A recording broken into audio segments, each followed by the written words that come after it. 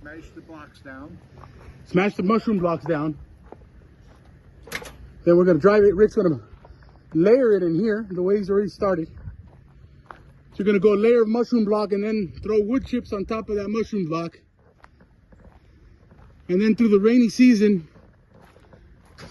it's gonna grow, mycelium's gonna grow all the way down. I've got photos of this already. And when the rainy season passes, right towards the end of the rainy season, we'll end up with a whole carpet here of mycelium. I'll dig up the photo for that. But this is pretty much how that's done.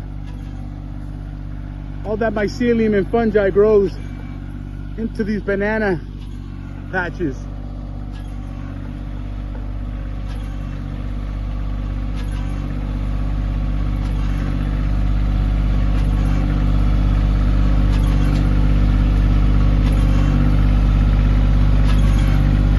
This guy's got this figured out.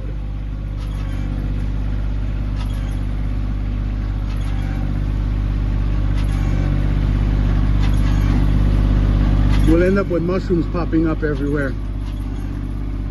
But the wood chips are going to protect it from the sun. The rain is going to give it the moisture. It's going to allow it to do its thing.